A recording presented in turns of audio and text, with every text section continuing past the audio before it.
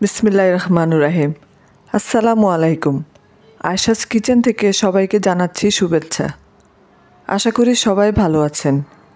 আজকে যে রেসিপিটা করব সেটা হচ্ছে ডিমের একটা রেসিপি। এটা ভীষণ টেস্টি একটা রেসিপি। একবার রান্না করে খেলে আপনারা বুঝতে পারবেন।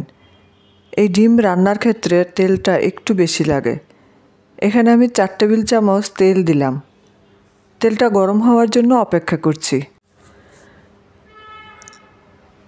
গরম হয়ে আসলে আধা চামচ দিয়ে দিচ্ছি আস্ত জিরা।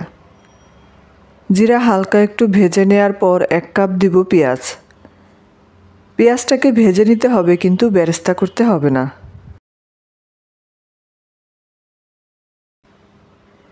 পেঁয়াজটাকে ভেজে নিয়েছি, এইভাবে ভেজে নিতে হবে, এর থেকে বেশি না। 1 চামচ দিচ্ছি আদা রসুনের পেস্ট। 4টা কাঁচামরিচ কেটে নিয়েছি। একটা টমেটো কুচি করে কেটে দিয়ে দিলাম। দিব স্বাদমতো লবণ। টমেটো, আদা রসুনের পেস্ট, কাঁচা মরিচটাকে আমি 2 মিনিটের মতো কষিয়ে নিব। 2 মিনিট কষিয়ে নিয়েছি। টমেটোটা একদম সিদ্ধ হয়ে গিয়েছে। এবার গুঁড়া মশলাটা দিয়ে দিব।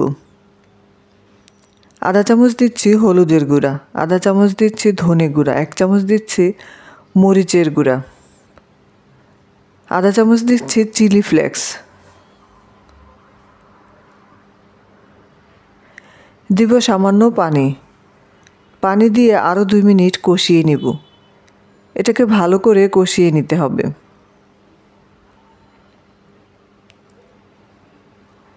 এবার এক এক করে এইখানে আমি ডিম দিয়ে দিব। আমি এখানে 4টা ডিম দিব। এ পর্যায়ে চুলার আঁচ থাকবে লোতে। এবার ঢাকনা দিয়ে রান্না করব 5 মিনিট।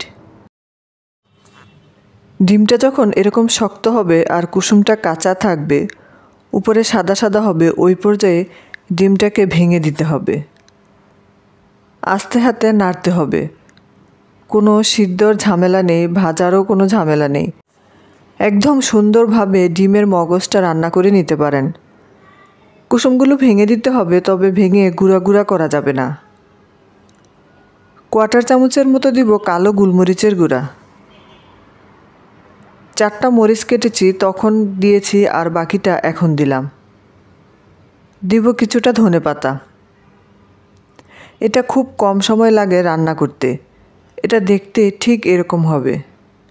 খুব বেশি ঝুরা ঝুরা করা যাবে না, যেন খাওয়ার সময় ডিমটা মুখে লাগে। এটা দেখতে যেমন সুন্দর আর খেতেও অসাধারণ। আর এটা রান্না করতে মশলাও লাগে কম। সবশেষে দিচ্ছি 1 চামচ ঘি। এটা অপশনাল, হাতের কাছে না থাকলে না দিলেও হবে।